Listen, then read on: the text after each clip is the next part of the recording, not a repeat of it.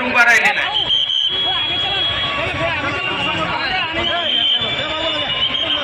आणि साताराची कडक सलामी एकलव्य गोविंद पथकाचं हार्दिक अभिनंदन. यानंतर साई श्रद्धा गोविंद पथक, एकलक्ष गोविंद पथकाचं हार्दिक अभिनंदन. एकलक्ष गोविंद पथकाचं हार्दिक अभिनंदन.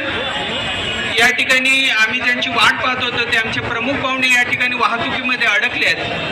वाहतूक नियंत्रण कक्ष, शिवसेना प्रेमी नागरिक, गोविंदा आणि शिवसैनिकांना विनंती आहे की कृपया परतसाहेबांना येण्यासाठी मार्ग मोकळा करून द्यावा. त्यानंतर साई श्रद्धा गोविंद पथकाने तयार राहावं.